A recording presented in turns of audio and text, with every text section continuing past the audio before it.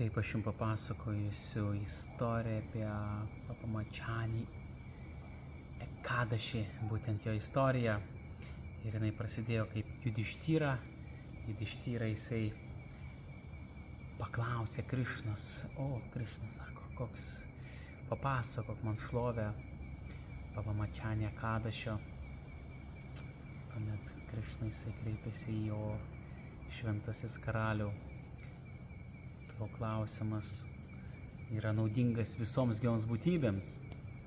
Taigi ir Krišna jisai pradėjo pasakoti, jisai tokiu būdu, kad išgirdau šią senovinę istoriją iš kitų išminčių. Ir išminčiai pasako, kaip viename labai ypatingame gražiame sode susirinko apsaros, Gandharvos. Apsaros tai yra dangiško grožio moterys, kurios labai turi gražius balsus, dainuoja, šoka. Tenais buvo šitame sode Indra, dangaus karalius, rojinių planetų karalius Indra. Ir šitame gražiame sode jie mėgavosi. Ir šito sodo nuošalinėme kampe meditavo vienas išminčius Madhavi. Ir kartais susirinkusios apsaros, jos bandydavo jį suvilioti, bet joms taip ir nepavykdavo šito padaryti, reiškias. Ir tada vieną dieną buvo tokia apsara Mandžugoša, vardu Mandžugoša. Ir šitą apsarą jinai pagalvojo, kad aš norėčiau pabandyti jį sugundyti, bet tuo pat metu jinai bijojo, šiek tiek bijojo. Jinai galvojo, kad jeigu jisai supyks ant manęs, jo rūpstybė prakeiks mane. Todėl Mandžugoša jinai truputėlį prisibijojo, bet didesnio atstumu nuo jo visgi jinai įsikūrė ir jinai pradėjo šokti, dainuoti.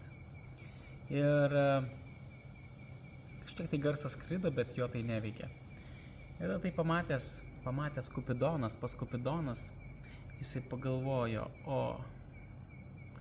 reiškia iškrėsti reikia išdaigą čia. Ir tada jisai būtent paleido savo strėles. Kupidonas, tai reiškia, yra geismo valdovas, moteriam pasaulio, paleido keletą strėlių, reiškia, ją, kad dar labiau žiebtų pas ją aistros ugnelę. Ir tokiu būdu jisai nusprendė, kad visgi reikia kažkaip šitą išminčių, reiškia, išbandyti, ar ne, jisai sėdėjo ir meditavo. Ir tada Mandžugoša pradėjo šokti ir prisiartino prie šito išminčiaus, Madhavi vardu. Madhavi buvo vardu šitas išminčius, jisai meditavo ir jisai buvo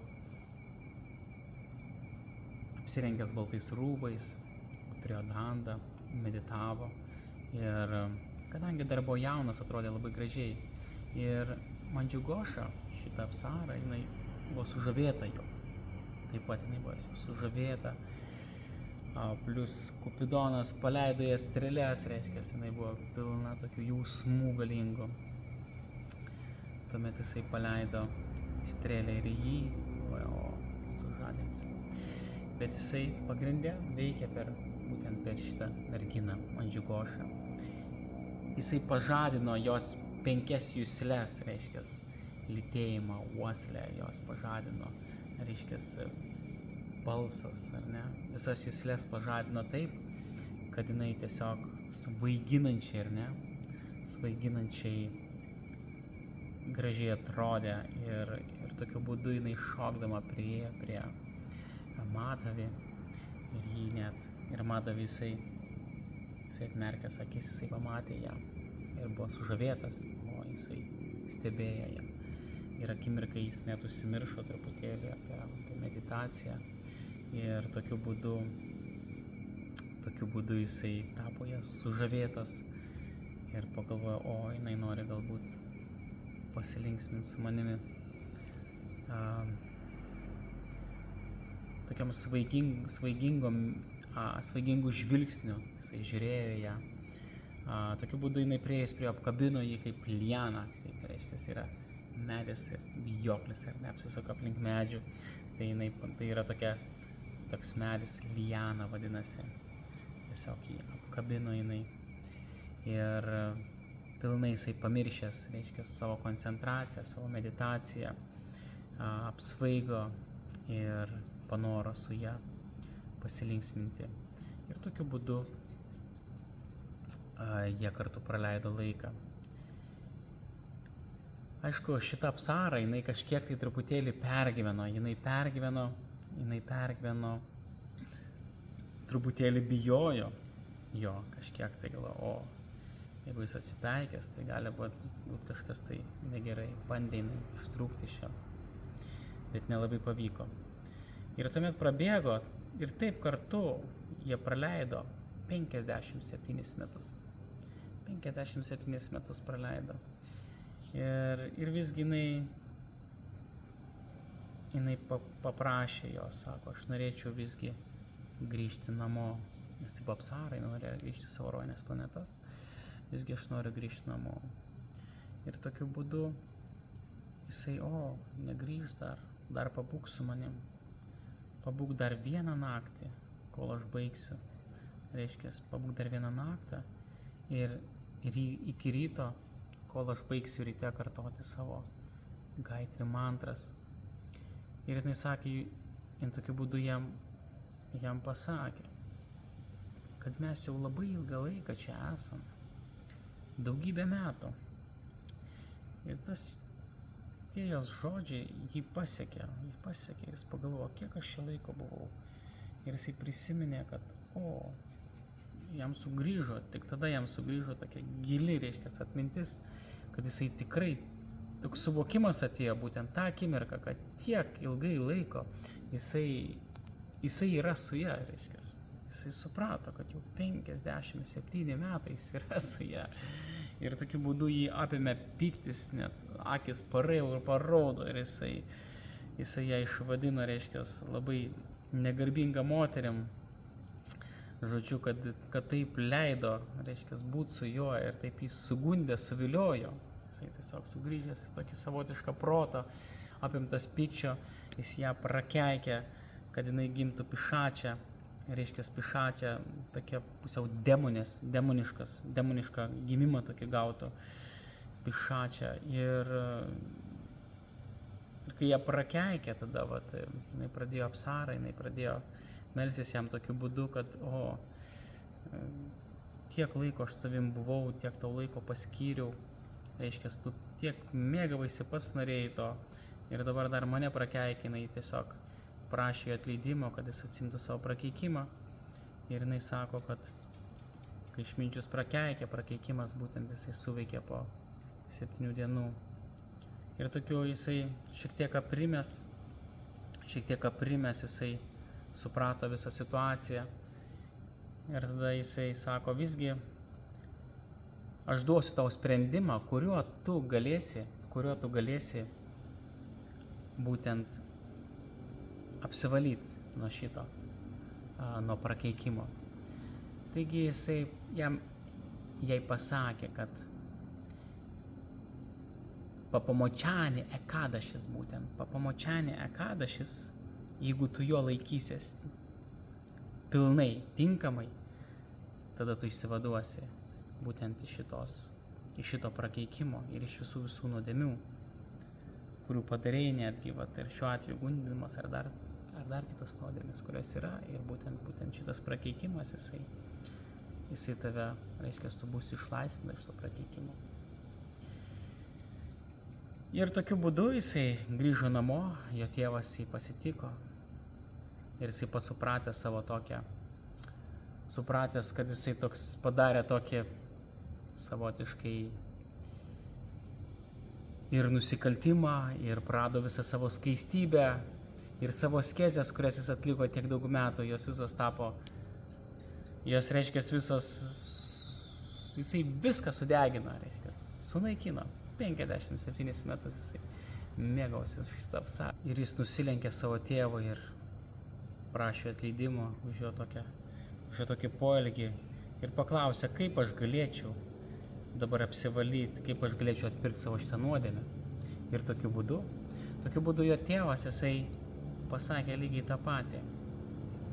Pančiamočanėje Kadašio laikykis tinkamu būdu ir tu apsivalysi nuo visų šitų savo nuodėmių, kurias tu iškrėtei per tos 57 metus.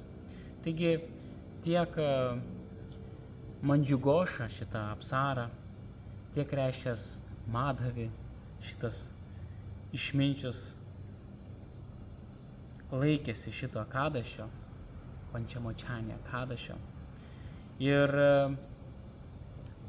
Mandžiugoša, jinai būtent pasibaigusią Kadašį, kitą rytą, pasibaigusią Kadašio laikai, jinai gavo išsivadavimą iš savo prakeikimo, iš savo pišačios kūno ir sugrįžo į rojines planetas.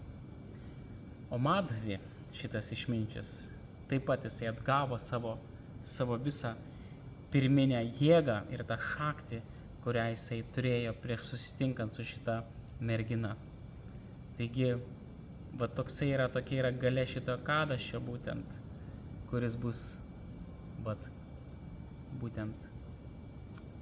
ir rytoj, penktadienį, kurio laikysimės, bet šitas Kadašis jisai kartojasi kiekvienus metus. Tai tokia istorija papasakoja pats Krišna Judištyrai. Ir šitas Kadašis būtent, jisai sako, kad būtent kas jo laikosi, apdovanoja 8 tobulumais. Būtent 8 tobulumai tai yra 8 mistinės savybės, kurias gali įgyti žmogus, tai pasakykime, ar ne, gyva būtybė reiškias, netgi įkalinta materialiame pasaulyje, tai yra mistinės savybės, gali teleportuoti, gali materializuoti, reiškias, gali pasakyti mažas už mažesnį, didelis už didesnį, yra 8 tobulumai. Tai gauna tokią galimybę įgyti šitas galias, kartais žmogus įsigauna jas nebūtinai šiame gyvenime, bet jisai atlikęs tam tikras askezes, jisai gali turėti, sudarytos visos būna jam sąlygos kitą gyvenimą įgyti šitas galias. Tada taip pat Krišna, čia yra Krišna būtent pasakė, būtent su Judištyra kalbėdamas, kad išsipildo visi troškimai, reiškia, išsipildo laikant šitą Kadašio. Išsivalo žmogus nuo visų nuodėmių ir gyvenime reakcijų, nuo visų nuodėmių, reiškia, ir karminių reakcijų, kurios dar jo laukia. Pavyzdžiui, yra kažkokios tai numatytos, yra lygos, nelaimės ir taip toliau, tai yra karminės reakcijos, jisai apsivalo nuo šito, ar ne? Ir jį taip pat padaro dorą, tobulą ir laimingą. Tai šitas Kadašis tokiu būdu, kad kaip šitas Madhavi, reiškia, išminčius, ir ne, jisai savotiškai ir nusidėjo, ir jisai nedorai pasielgė, bet laikantis jam šito Kadašio buvo gražintos jam visos jėgos. Tas pats buvo, reiškia, ir su Mandžiugoša, ar ne, šitam apsarą, reiškia, lygiai tas pats. Jinai pasielgė, kad ir nedorai, jį sugundydama, norėdama sugundyti, aišku, dar tenais pasudalyvavo, reiškia, ir pas Kupidonas, bet jo toks yra darbas, reiškia, sukeltai stras ir visa kita, ar ne, šitam gyvom būtybėm, šitame materialiame pasaulyje. Tai yra toks savotiškai ir darbas, bet savotiškai ir jisai prisidėjo prie to, bet jis ir liko toksai nuošaly, toksai zbitkininkas, ar ne. Taigi, štai, Kadašis turi tokią didžiulę galią šitas. Ir kaip laikytis Kadašio, tai yra Kadašio, šitame Kadašiui neradau specifinių kažkokių tai nurodymų, ar ne, kokią dievybę garbinti ir panašiai. Tai šitas Kadašis, jisai buvo faktiškai kaip greičiausiai reikia laikytis įprastai, kaip ir kiekvieno Kadašio. Tai anksti ryte atsikelti, įsivaizduokim, kad 4 ryto jūs atsikeliat anksti ryte ir faktiškai visą dieną nevalgot, visą dieną paskiriat maldai. Aišku, pagarbinti dievybę bet kuriuo atveju galima, ar Krišnos dievybę, ar Narainos dievybę, galima pasiūlyti kielytę, galima pasiūlyti smilkalą, ugnelę, vaisių kažkokių tai garbinamai dievybei. Radharani, Krišnai, pavyzdžiui, Gaurangai, Čaitanės Mahaprabhu, Višnu. Taigi galima, jeigu yra tulasi, aplink tulasi pagerti būtent ir pasiūlytos dalykus, vat yra elementus, tai pasiūlyti smilkalą galima, ugnelę galima pasiūlyti, ugnelę, maisto galima pasiūlyti, taigi va tokius dalykus reiškia dievybei su meile. Ir tokiu būdu visą dieną praleis maldoje, gaunasi visą dieną praleidžiam, nevalgom ir visą naktį nevalgom. Taip pat visą dieną reikia nemiegoti, jeigu pilnai laikytis ekadašio, ir visą naktį budrauti nemiegoti. Tai faktiškai visą parą nemiega, tai kitos paros, ir ten faktiškai, kai būna, rytą reikia nutraukti ekadašį, kitą rytą reikia užvalgyti būtent grūdų truputėlį tuo laiku, aš būna, kai paskelbiu, tai aš parašau, reikia nutraukti ekadašį, būna laikai specialus tarpas, jeigu rytoj tai kokią 7:30 galima užvalgyti. Tai faktiškai pilno ekadašio laikymasis tai yra nevalgyti, reiškia, visą parą nevalgyti, nuo ryto iki kito ryto ten laiko ir nemiegoti visą parą. Reiškia, užvalgyti kitą rytą ir taip gaunasi pilnas ekadašio laikymasis. Įprastai galima vandenį gerti. Yra pandavo ekadašis, kada yra sausas ekadašis, kada ir net negeria. Tai yra specifinis vienas ekadašis metų, jis vadinasi pandavo ekadašis, kur ir net vandens nevartoja, o taip vandenį galima kaip ir gerti. O pilnas ekadašio laikymas ir melstis. Ir visą laiką reikia melstis. Tai čia yra tokie rekomendacijos. Ir būtent dar vienas yra palaiminimas šitame ekadašiui, būtent kas klausosi šitos istorijos, būtent pas Krišną jisai pasakė, o Judištyrai pas Krišną pasakė, papamačianė ekadašis, papamačianė ekadašis, kas klausosi šitos istorijos, kurią aš papasakau, tas gauna tokią naudą, kaip būtų paaukojęs 1000 karvių brahmanams. Taip pat jisai jį apvalo nuo nuodėmių, netgi nuo tokių kaip brahmano žmonos suviliojimas arba kaip embriono, reiškia, nužudimas iščiose. Bet jeigu embriono nužudimas, jeigu šiuo atveju moteris, jos eina pas daktarus, jos nužudo embrionus ar ne, netgi. Tai yra toks ypatingas palaiminimas, kad kas klausosi netgi šitos istorijos su tikėjimu, įdėmiai, jisai taip pat yra apvalomas, reiškia, nuo nuodėmių.